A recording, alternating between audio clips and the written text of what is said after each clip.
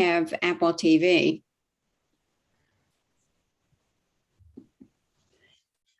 Okay, I think we're being live streamed. Good. Okay. So see you guys later.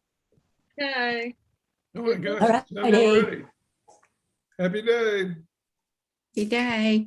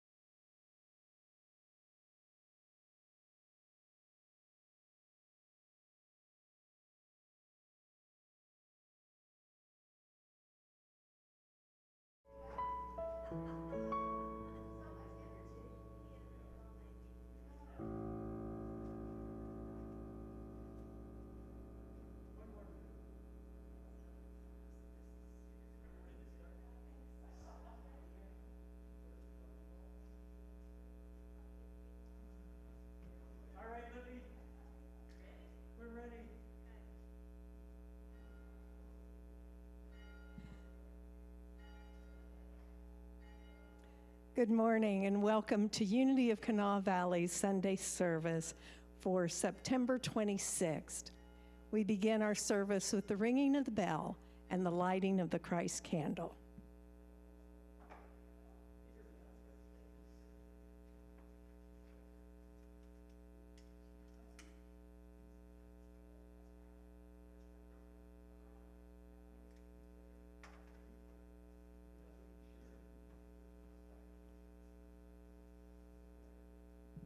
We ring this bell and we light this candle as a reminder of the Christ light that shines in each and every one of us. So if you would, repeat with me our opening statement. Together, there is only one presence and one power in the universe and in my life, God the good, omnipotent.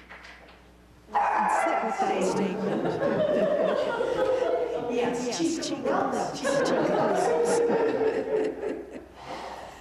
but do sit with that and let that statement anchor into your heart.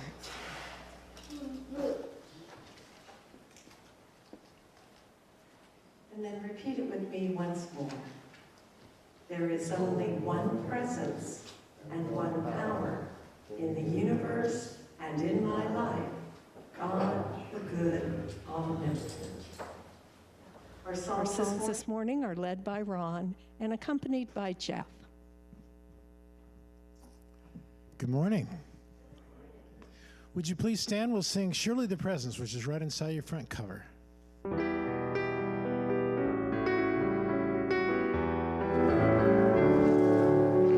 Surely the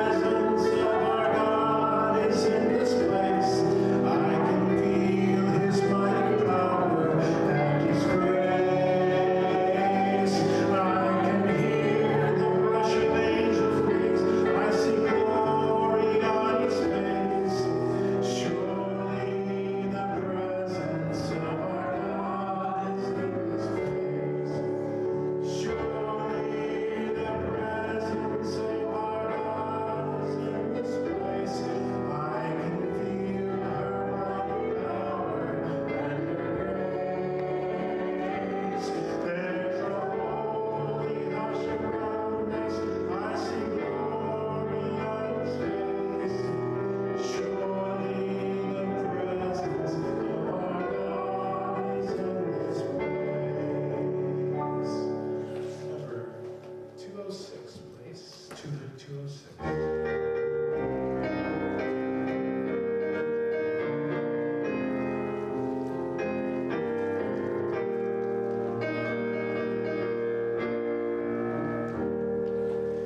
This is my song, O God of all the nations, a song of peace for lands afar and mine.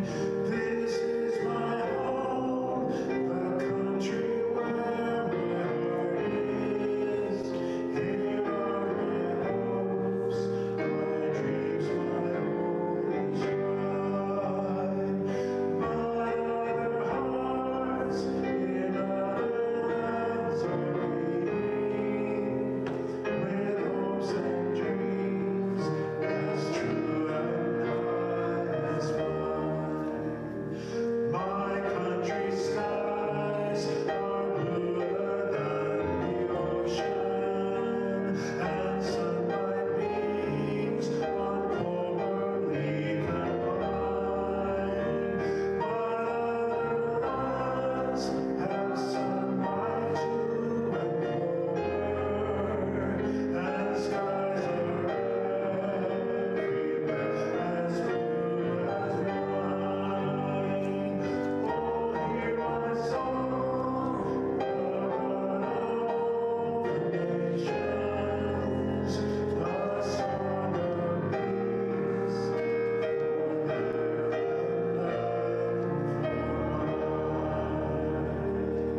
Number 122, please. 122.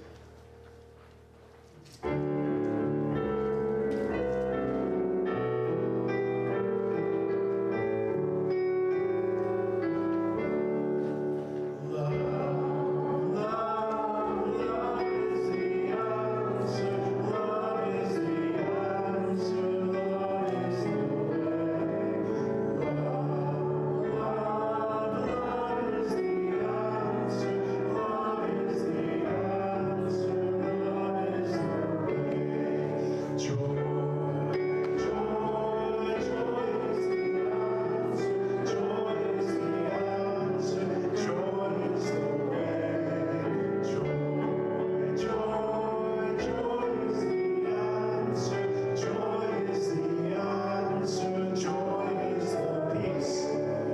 Peace, peace, peace is the answer. Peace is the answer. Peace is the way. Peace, peace, peace is the answer. Peace is the answer. Peace is the way. Love, love, love is the answer. Love is the answer. Love is the way. Love, love is the answer. Love is the answer. Love is the way. Thank you very much. Please be seated. Oh, welcome once again to Unity of Kanawha Valley. And we have some first-time visitors. Do you want to introduce those, them?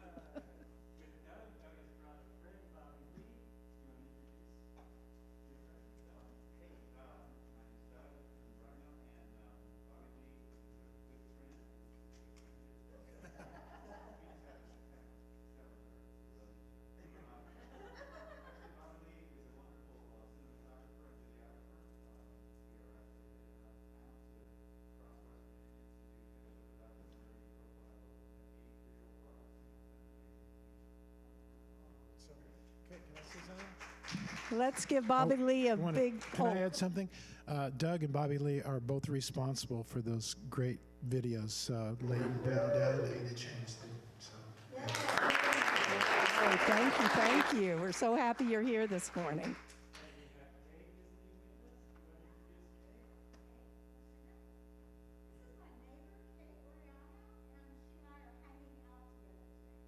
Oh, welcome, Kate.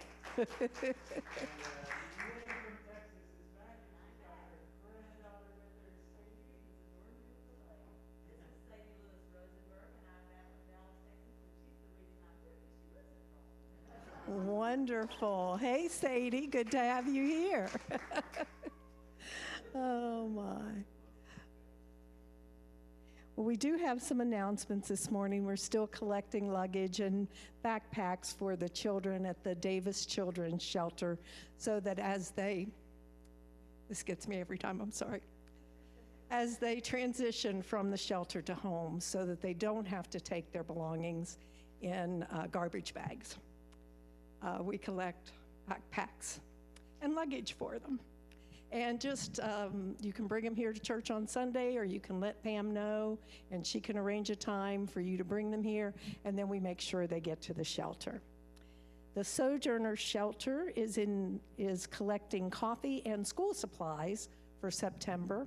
We have a barrel at the bottom of the steps here, or there again, just let Pam know when you would like to drop those off here, and we'll make sure those get to the shelter. We would ask you to please volunteer, be a part of our service. There are several ways you can do that. We have a sign-up sheet right here, and as you can see, October is totally empty. So we have lots of opportunities for you to participate, either as a daily word reader or as an usher. We would love to have, to share the joy, let's put it that way.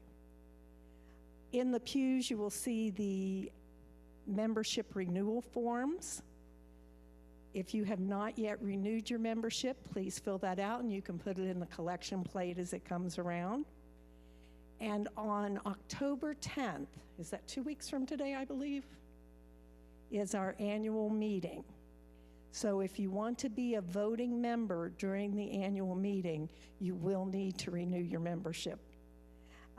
So mark your calendar. The membership meeting will be held directly after the service on Sunday, October 10th. We're also looking for Sunday school teachers.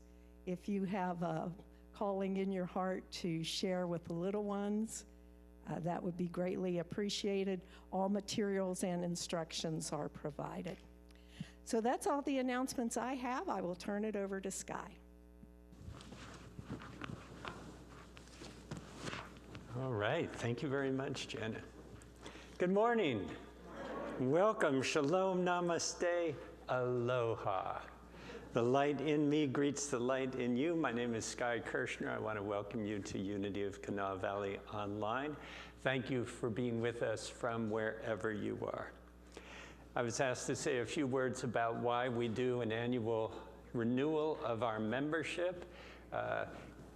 There's a bit of a history to it.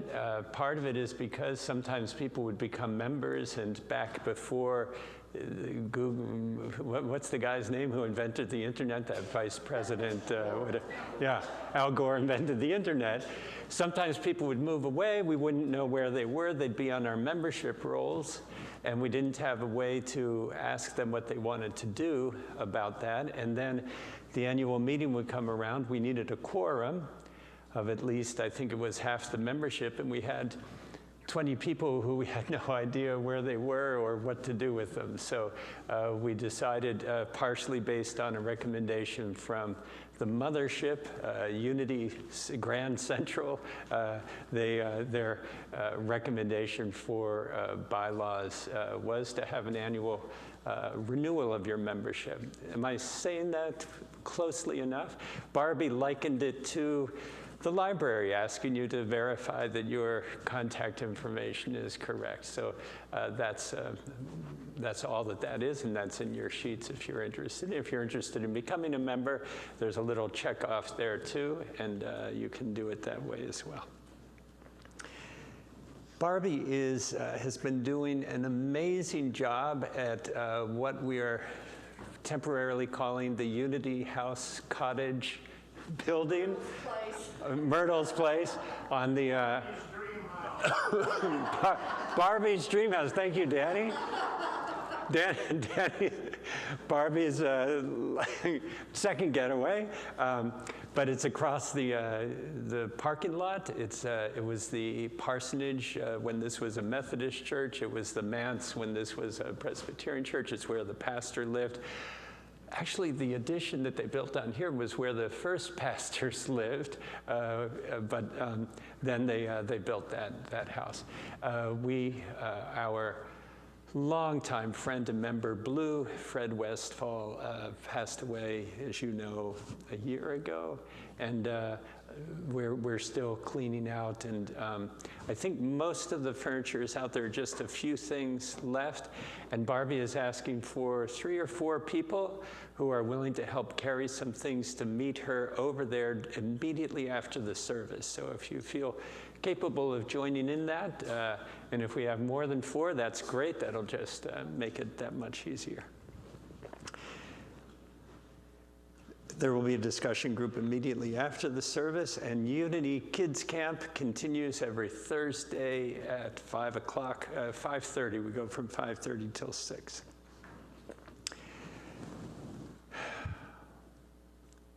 The mission of Unity of Kanawha Valley is to provide you with a welcoming community of love, acceptance, and spiritual growth. We celebrate our unity in being alive together, and we affirm our diversity, that each of us is on our own journey of growth. It's my personal goal that you'll feel welcome while you're here with us today, that you feel free to be yourself, and feel free to explore some ideas that might be useful in your life. Today we will be looking at the idea of letting go of words, letting go of words. Prayer is a central part of what we're about here, so let's do a short one right now. Would you soften your gaze? Feel free to close your eyes if you feel comfortable doing so.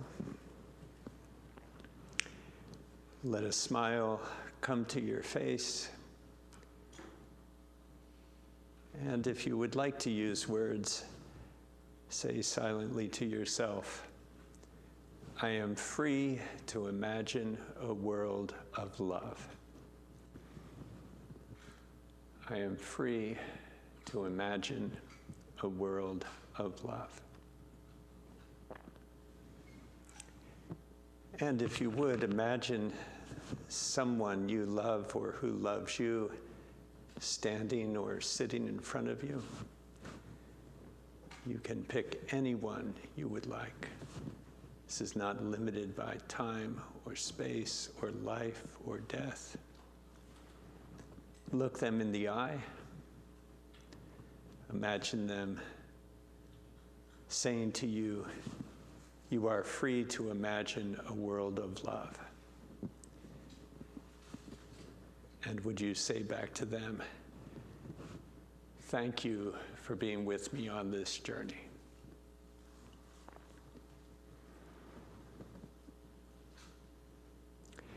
And if you would like, give yourself a nice big yawn, a nice big stretch.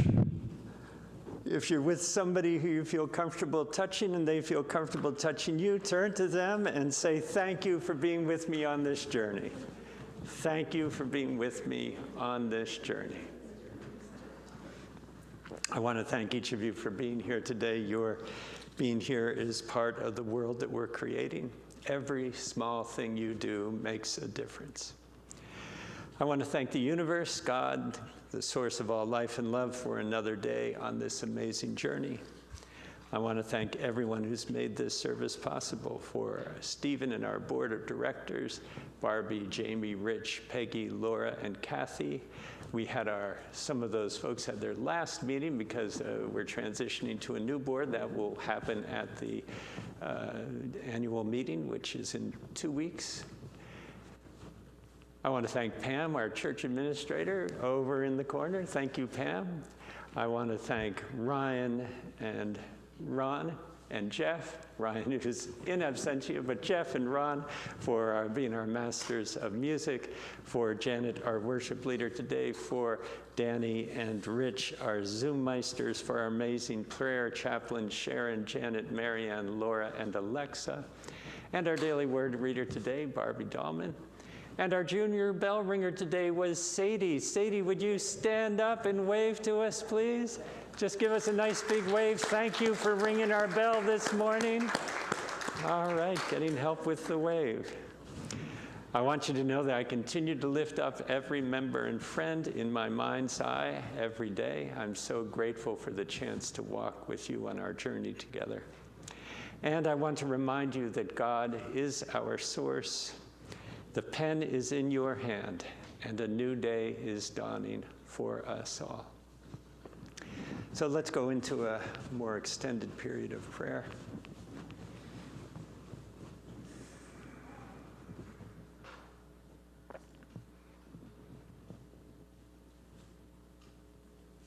You might notice the sounds that are in the room.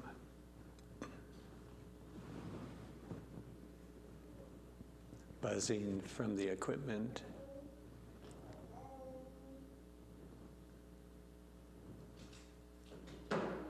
Children adjusting, adults adjusting.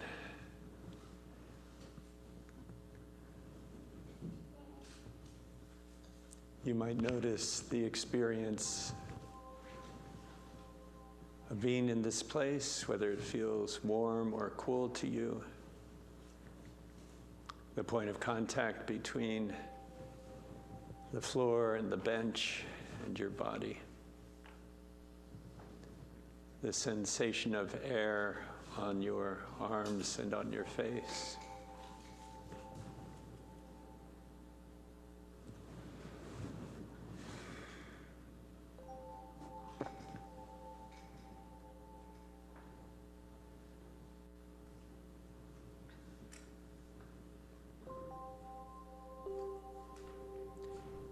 You might notice the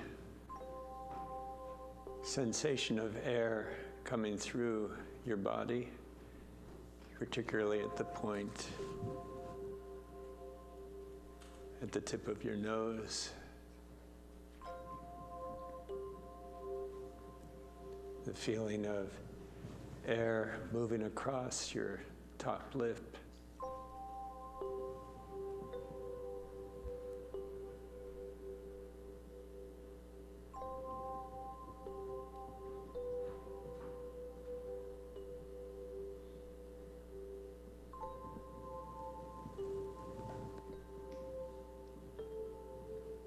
The rising and falling of your shoulders,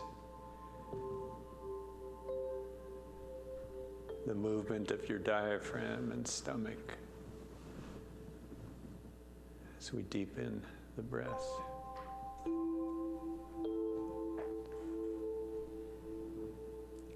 This exchange, the giving and receiving of air,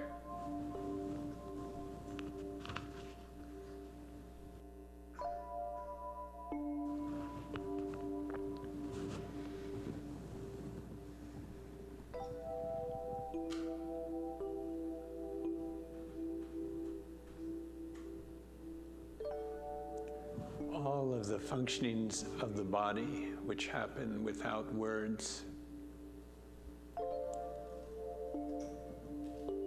The intelligence of our bodies on a nonverbal level. So much going on under our awareness, beyond our awareness.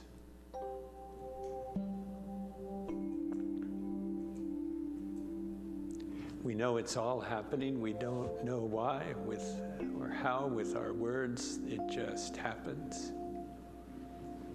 It works so well together.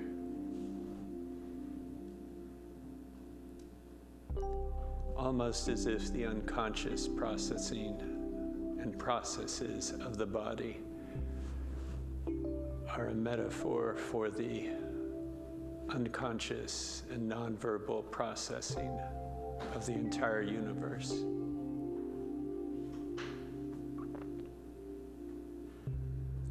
Systems moving, working together.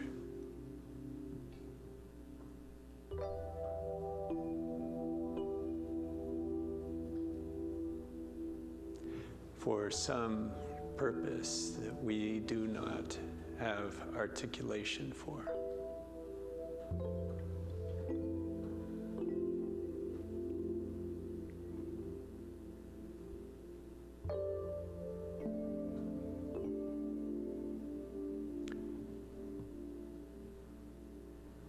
Jesus, the Jewish mystic, speculated that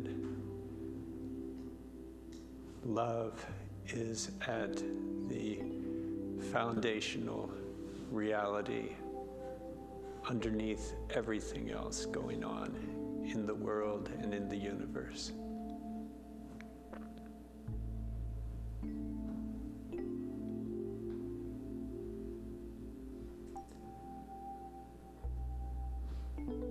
This idea, in a strange way, supported by Nobel Prize-winning physicists who wonder at the experience of gravity, this bonding force that holds us together.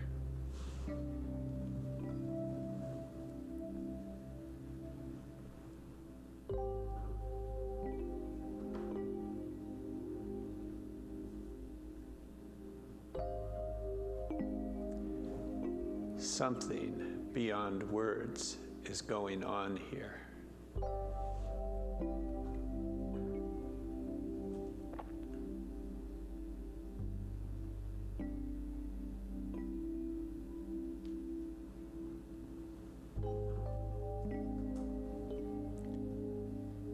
And it's from this place of mystery, this place of quiet peace,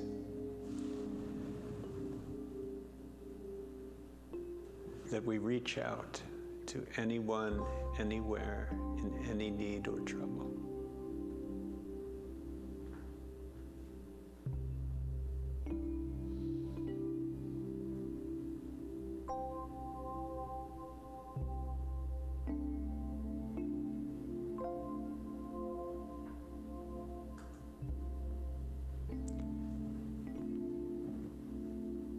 We know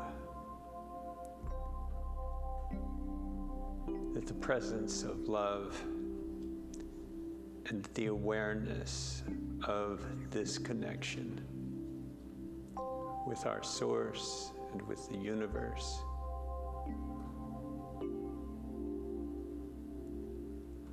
is available to all people at all times, regardless of identity, regardless of circumstance, with no exceptions.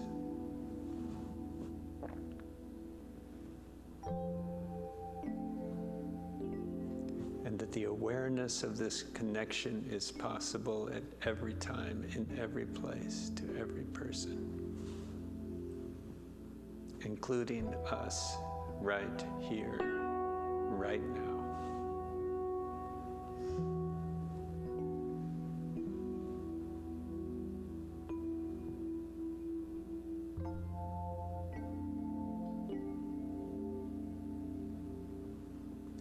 And for this, we are grateful.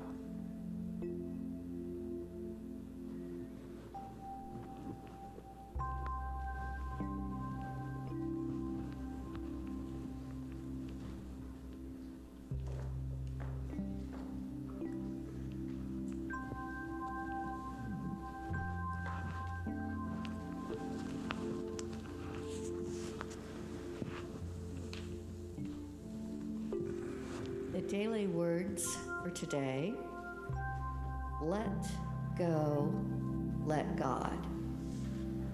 Divine love, wisdom, and understanding expressed through me. If I feel unsure of the next step in any situation, I let go and let God. I don't walk away from difficulty or try to force resolutions. Instead, I release my tight mental grip on problems and open myself to solutions. I let go of my ego's desire for control and my need to bring about specific outcomes. I believe there are solutions and remedies beyond what my mind can conceive. I yield to possibility. I trust the indwelling divine presence, just as I would trust a mentor. Letting go and letting God means creating space for the dynamic, creative energy of Spirit to inspire and surprise me. Divine love, wisdom, and understanding fuel my thoughts, express through my words, and guide me in all ways. Teach me your way, O Lord, that I may walk in your truth. Give me an undivided heart to revere your name. Psalm 86:11.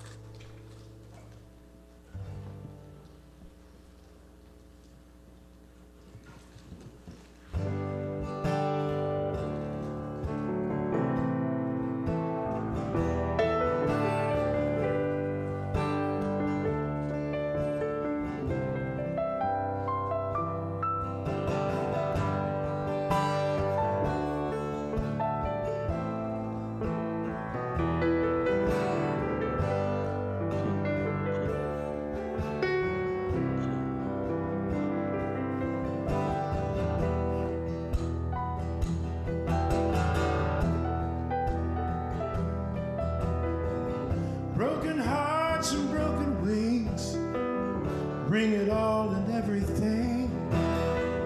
Bring the song you fear to sing, all is welcome here. Even if you broke your vow 1,000 times, come anyhow. We're stepping into the power of now, all is welcome here.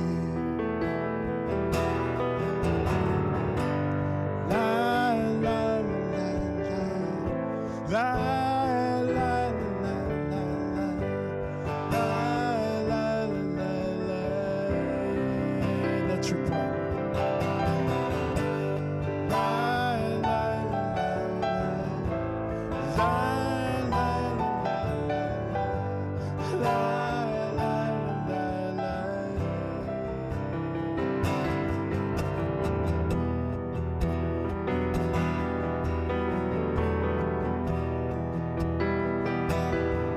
See the Father and the Son reunited, here they come, dancing to the sacred drum. They know they're welcome here. I see the shaman and the mighty priest. I see the beauty and the beast, singing, I shall be released, and I am welcome here.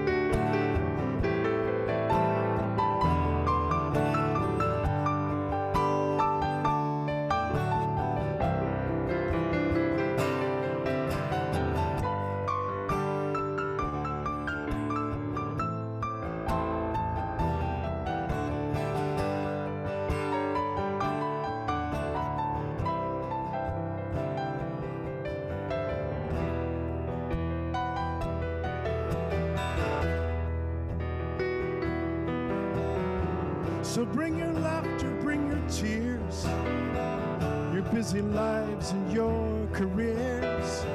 Bring the pain you've carried for years, all is welcome here.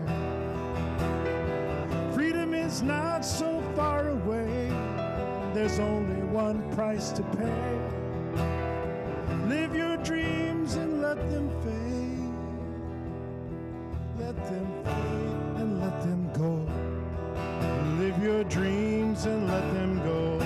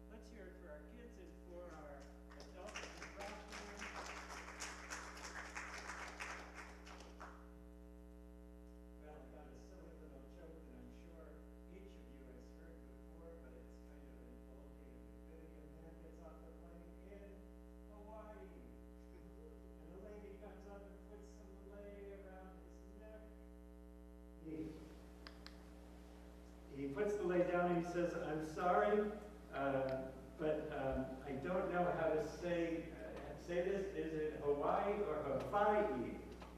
The lady says, "Hawaii." He says, "Oh, thank you so much." And she says, "You're welcome." You saw that coming from 50 years ago, right? Okay, put your hand on your heart, please. I don't think you're coming. I don't think. Oh, that's good, because it wasn't expected to choke. The choke. Oh, now I'm coming through.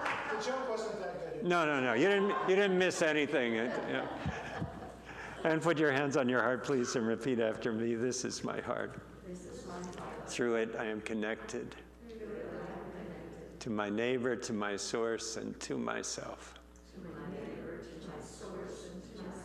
I'm learning to trust it in all things. And I am grateful. Well, today we're going to be talking about praying without words, how to be free in our thoughts to simply imagine or simply to be without words. We live in a word-dominated culture. We have words flying at us all the time. And that's only part of our brain, right? The word part of our brain, which side is it? It would be the left side of our brain is, the one that's using rational thought and logic and putting all these words together. But there's a whole another part of our brain that's going on without words, and that's why things like music, that's why the visuals are so important. That's why video is such an important medium, because you can combine music and image and words in the whole package. As I was printing off the lesson today, it's 2 pages, and I got an error message on my printer that said, black ink is massively low, running out of ink. Your words may fade. I thought, okay, thank you, universe, for that little wink, right? So I thought, okay, so maybe I'll get halfway through and then I've got faded words here, which would be absolutely perfect. Unity began with silent unity. And silent unity, as most of you know, was a prayer service. It was a sitting silently in a circle. Most people, well, I don't know what most people were doing with their minds, practicing affirmative prayer, which uses words, but also kind of lulls the brain into a different state because we say the same word over and over again, or the same sentence, the Lord is my shepherd. With every exhale, the Lord is my shepherd. Or, I am a child of God, I do not inherit sickness. Martella Whitsitt, Linda Martella Whitsitt, one of the Unity ministers, wrote a book just a few years ago called How to Pray Without Talking to God. It's a beautiful idea to be in prayer without having talking be part of what you're doing. Even C.S. Lewis, as conservative a theological thinker as C.S. Lewis, said prayer without words is the best. Now, my first exposure to the idea of learning without words or even praying without words or to kind of unity thinking happened of all places from an old LP that my family had all these LPs of Broadway shows. Paint Your Wagon, Carousel, or whatever. You grew up with the same kind of thing, listening. And one of them was of The Music Man. And if you remember the movie The Music Man, and what was the method he used to teach the kids? It was called the think method, right? Thank you, Livy. And it didn't involve words. It didn't involve even notes, right? It involved this.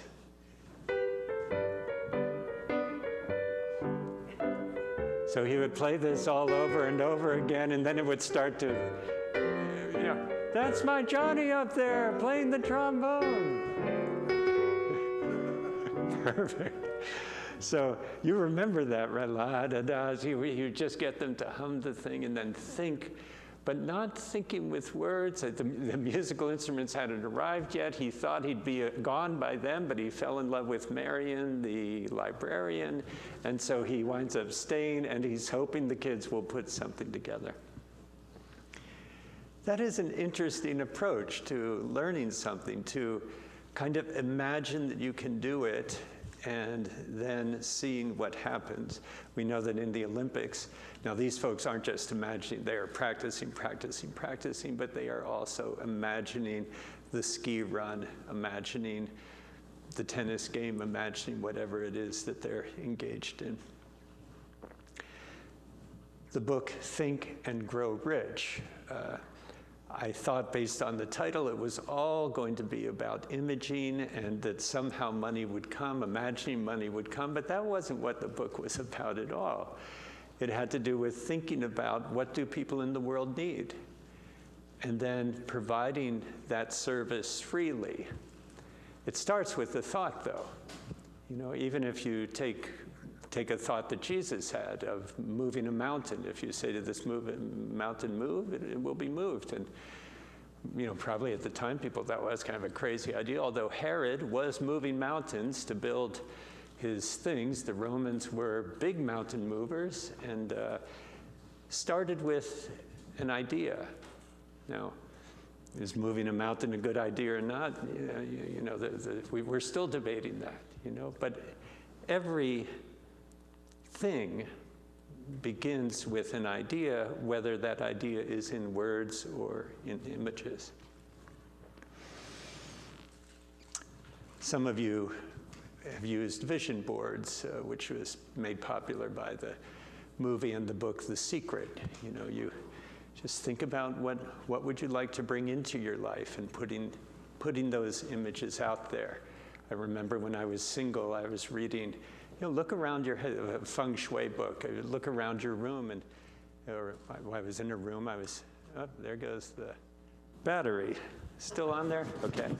No, still good. So, do I have any images of pairs? No, it was all solo images, right? If I want to be in a partnership, I need to start kind of thinking about just imaging, partnering. Now, this idea goes way, way back in a goofy kind of way, and I've shared this once before, I know, in the 16 years I've been here, but it's such a goofy and wonderful story, I thought I'd share it again, from Genesis 30.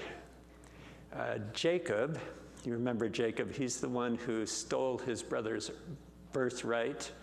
Remember, he and Esau are twins, their father's Isaac. Isaac's dying, and so Jacob dresses up as if he's Esau in hairy garments, and Isaac is blind, and he wants to give his birthright. I don't completely understand how that whole thing works, or why it happens, but at any rate, it was important to him to get it. His mom is pushing him, right? His mom is saying, yeah, get in there, get in there. I don't know the problem she had with Esau was, but at any rate, she's pushing Jacob to do this. He gets the birthright, and when Esau finds out, he's pretty angry, and so Jacob flees because he's afraid Esau is going to kill him. So he flees, he goes to another land, stays with some relatives. He meets this woman, Rachel, at a well. She's cute. Through the mask, I guess, you can see he likes her eyes, and they have a nice connection. He's feeding like his sheep, or maybe she gives him some water because she's got a way to draft it at any rate. They fall in love, and so he goes to the father and says, I'd like your daughter's hand in marriage, and he says, great, and they have a wedding, and it turns out he gets married to Rachel's sister, Leah, which is a funny part of the story, right? Because that's the same thing Jacob did to his dad. Now in the karmic story, right now Laban is doing that to Jacob, switches daughter, because Leah's older. Right? Oh no! When he complains, he says, "Yeah, I can't marry the younger one when the older one's unmarried." So then there's that deal, you got to work 7 years before you can marry Rachel, right? So he works his 7 years and he marries Rachel. So now he's got 2 wives and all of this. There's all this like tricking of people in the Jacob story. Jacob, as you remember, later on changes his name to Israel. And so the children of Israel, who Jesus is part of and who we are part of that tradition, is a tricker. Basically, he's a tricker. Kind of like the Music Man in a way, I guess. At any rate, here's another, in Genesis 30, we have this other story, this weird story of another trickery. So Jacob's got, his family, he's doing well, he's increased Laban's flock by a lot, and he goes to Laban and he says, hey, let me go, let me take your daughters, let me take some of the flock, and it's time for me to spread my wings and kind of establish my own household. And Laban says, you've done amazing here, you've brought prosperity everywhere he goes. Jacob is bringing prosperity. He says, Laban says, name your wages and I'll pay them and you can go. And Jacob says, well, how about I'll go through the flocks of all the sheep and all the goats, and I'll take any sheep or goat that's speckled or that isn't all black or isn't all white. I'll take all of the kind of blemished ones. And Laban says, oh, that sounds like a good deal to me. And part of the idea is then you'll know whether that I'm treating you fairly, because I won't have any all white or all black sheep or goats in my flock. I'll just have the speckled ones, and you'll have the purer ones. So Laban says, great, that sounds fine. So they divide the flocks off. Laban's got his flocks. Jacob gives the speckled ones to his sons, and they go off 3 days away, so they're not going to intermix the flocks. Jacob stays with Laban to kind of work out some more stuff, and he's going to be there for another couple of years. And so he's got the pure white and the pure black sheep and goats, and after they have this agreement, Jacob then, and this is what the scripture says, Jacob took fresh branches from a poplar, almond, and plane tree and made white stripes on them by peeling the bark and exposing the inner wood of branches. So he's taken these branches and he made them striped. He made them speckled, so they're brown and white and brown and white and brown and white. And then he placed the peeled branches in all the watering troughs, so that they would directly be in front of the flocks when they came to drink. When the flocks were in heat and came to drink, they made it in front of the branches, and so the white and the black goats and sheep bore young that were streaked and speckled or spotted. Science, back in the day of Genesis 30, that's where we get, even today, we get this idea. And there are a number of commentaries on this. You know, is this real science? And people trying to turn it into science. I'm not quite sure it worked that way, but there is something to this idea that if that's something you want, putting that in front of you and putting the images in front of you. You know, he's not using words here saying, give me more of these. He's just putting images of speckled and striped things in front of the cattle. And lo and behold, he starts reaping that. I mentioned last week that I would tell you the story about how Maria Celeste got a dog. And I'll tell you, when she would come to us saying she wanted a puppy and using her words, it just was getting annoying. You know, we weren't sure if we had had a dog a few years before. There was, you know, shedding and stuff like that. We weren't sure we wanted a dog. Maria Celeste was insistent she wanted a puppy. She wanted a puppy, and she kept bringing it up and kept bringing it up. And I said, you know, it's kind of backfiring on us that how much you're bringing this up. Stephen, can I get an amen on this with 3 boys, right? So I said, you know, you might be better served if you just started going through magazines and going on the internet and getting pictures of puppies and putting them on the refrigerator without any comment. I thought that was a pretty good idea. Well, over the next couple weeks, our refrigerator got so full of pictures of puppies, you could barely open it. In fact, sometimes she would put it over the door so that you couldn't, you know, the freezer and the thing. It was just full of pictures and puppies, and I gotta tell you, she was finding the cutest pictures.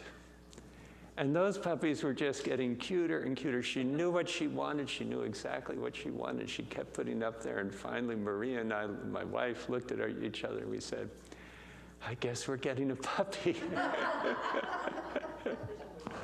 So I don't know. It works with cattle. It works with parents.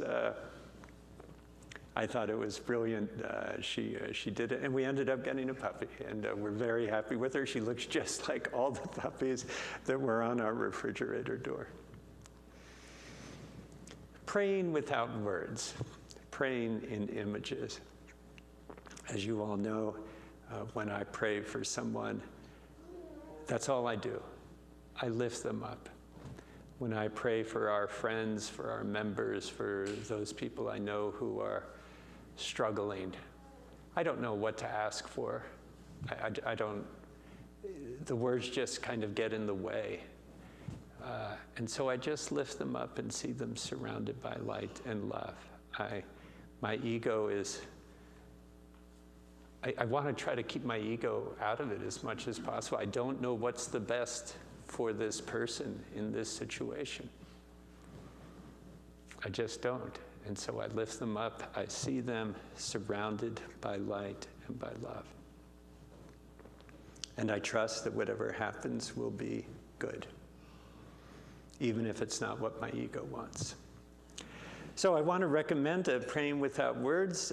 One, it releases us from being annoying to parents or to God. I don't think God gets annoyed, but I'd be annoyed if people kept begging me for stuff. Praying without words, in a way, releases us from the hows and from the outcomes. It releases us from worrying about the outcomes. I just see the person surrounded by light and by love. I see the situation surrounded by light and by love, and I let go of the outcome. And praying without words recognizes that there is more going on here than what our egos can understand. So I wanted to see, we've got a minute or two. I wanted to see if anybody would like to share a story from your life experience of praying without words. So if anyone has a story, sometimes these are kind of funny things, sometimes these are very, I know you do this, right? You've done some amazing things in your life without words. Would you be willing to share one, Janet? Well, you're taking your mask off, so I'll take that as a yes. I kind of do both, I guess, is that I put it... Could you come over to the center so over our... here? Okay. For me, I do like to put it in words first, just so it helps me get a clear picture in my mind as to what it is that I want or need or think will further my soul along. But then once I've done that, I don't need to keep repeating over and over and over if I can simply picture this picture and put myself in this picture and get the feeling of having this in my life. I'll give the example of when I needed a car. And at first, I was picturing myself riding places, and sure enough, I got lots of rides to lots of places. And then it hit me, oh, I have to picture myself in the driver's seat. And so when I made that distinction of putting myself in the driver's seat and feeling myself in the driver's seat, that's when it came about that I was able to have a car. So for me, and I'm taking a course right now online, and one of the points that they made is that you're having a thought and then writing it down is the very first physical manifestation of that thought. And that just slapped me upside the head. That I have the thought, and the first physical manifestation of that is me writing it down. But then I do have to take it that step farther. I have to take it to the place without words, where I simply feel it. And you put the words on those papers and those feelings together, and I don't think there's anything that you can't accomplish. That's my opinion, and my experience. But sitting in silence, and like Sky said, just picturing the light and love, there is nothing like that at all. And I think then that helps you to phrase the words, and that helps you to get the feeling, and just to know the goodness that is there for everyone. It's a beautiful, beautiful thing. Okay, I've rambled enough. I'll give it to you. Thank you so much, Jan. Yeah, the reminder of the importance of emotion connected to that. Anyone else? Barbie? Yeah. Barbie and then Peggy, and then we'll bring it on home. One of the things I often do with Facebook is as I run across people, especially people that I haven't seen in years and years, is that I will just sit with my eyes closed and think about them, and I see their eyes twinkling and a smile on their face. And I just imagine them feeling love in their hearts and feeling at peace. And that's my idea of how I pray for these people, that I see them happy and joyful and filled with peace and calm.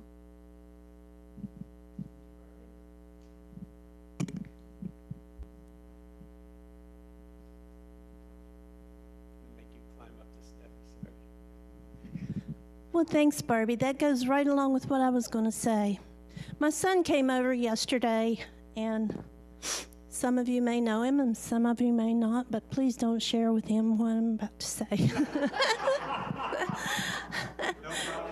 Don't tell him. And you on Zoom, too. We were sitting on the front porch, and somehow we got started talking about people on Facebook, and people in particular that he was not in line with. And he said, and he's not very demonstrative with his feelings. That's another story. But he said that for the longest time, he would see something that somebody said, and he would say to himself, I hate that. You know, he wouldn't, and it started out when he had this trip he went on last month. And he said, you know, this really good friend of mine and his wife never once liked any of my pictures that I posted from my fabulous trip. And he said, I got to thinking about that, and I got to thinking, well, I don't always like pictures that other people post, but you know what? He said, it makes me feel good when somebody likes something that I post. So instead of just scrolling by everything that people have posted on Facebook, he said, I'm going to start liking those. And he said, you know, it made me feel better inside. He said, just like a certain ex-president that we had, he said, I would say, I hate so-and-so, you know. And he said, I stopped saying that because I realized that it was making me feel bad. And so for him to say that, for him to make that connection, you know him, was just amazing for me. It's big stuff for him. But he's turning that hate feeling around into a feeling of caring and maybe not love, but at least like. Well, let's hear it for our sharers, Barbie and Peggy and Janet. And Janet, thank you so much. Thank you all so much for being here and considering this idea. So if the ushers would come forward, please. You'll find the offering blessing on the inside of your bulletin. It's number 2. And repeat that with me together. Divine love, moving in and through me, blesses and multiplies all that I have, all that I give, and all that I receive. I give in love, I trust God, and I am grateful.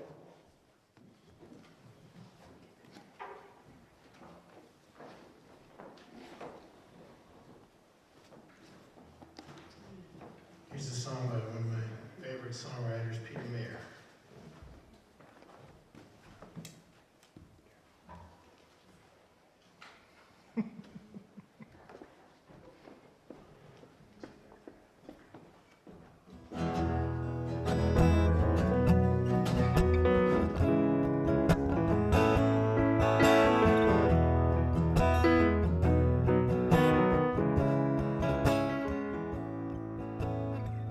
Jesus spoke, entreating them to live together in a great circle of love.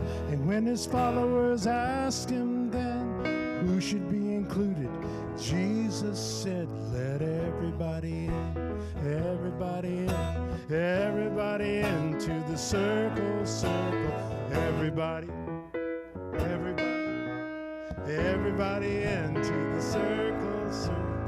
Oh. Oligarchs and tyrants try to keep some in and some outside, till revolution sweeps across the land and the people all stand and the common folk cry,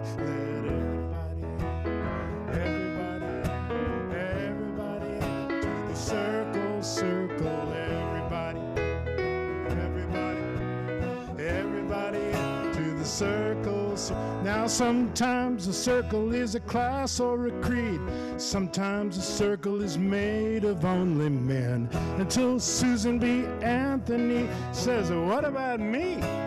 Let me in. Oh, everybody in, let everybody in to the circle, circle, everybody to the circle, circle.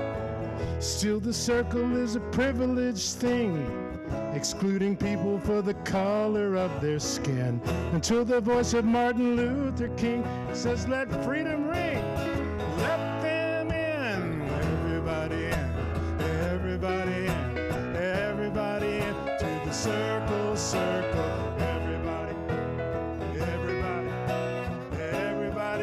to the circle, circle.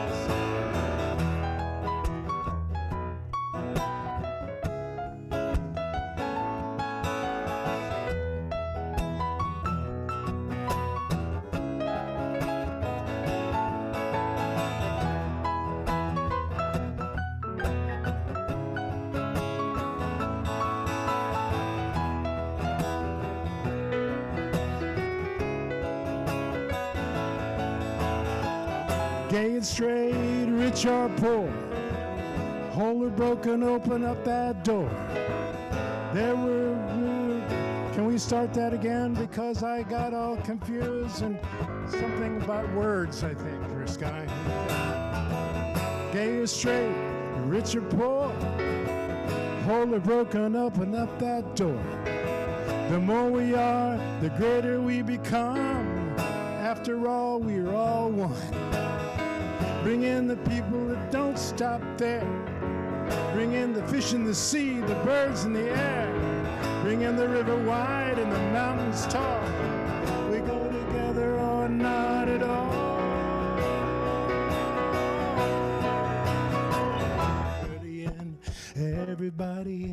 Everybody in to the circle, circle, everybody in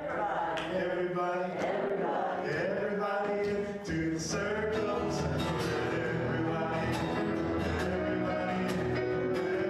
everybody in to the circle, circle, everybody in to the circle, circle. Sit for Jeff Hart on piano. Oh, thank you, Ron and Jeff. Wow.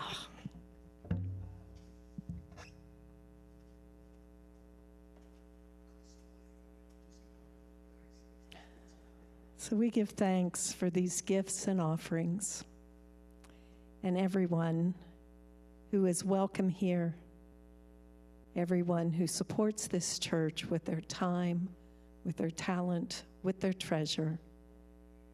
We are so grateful to each and every one, and hold everyone in the light and in the love of God. So we say thank you. Thank you. Thank you. And so it is. Amen. Now, if you'd like to stand, we'll do our peace song and prayer for protection. I know her birthday last week. That was Janet Hamilton. Anybody else have an Anniversary, we're in like 22 years.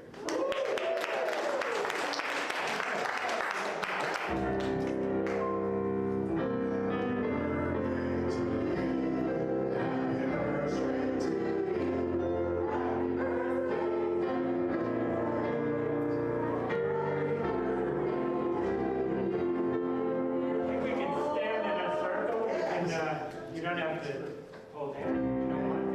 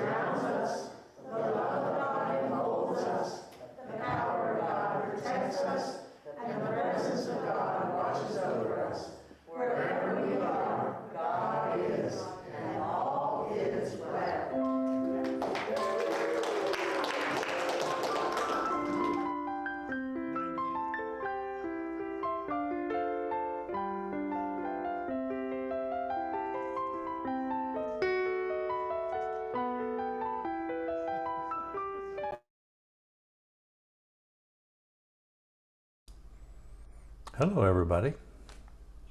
Hi, Rich. Hi, everybody. You can unmute if you'd like. And we can have. Hi. And if you want us to see your picture, we'd love that too. If not, if you have your jammies on and you don't want to do that, that's okay. I'm on the move. I'm getting in my car and driving to meet my brother and sister, but I'd like to stay on. But if I put the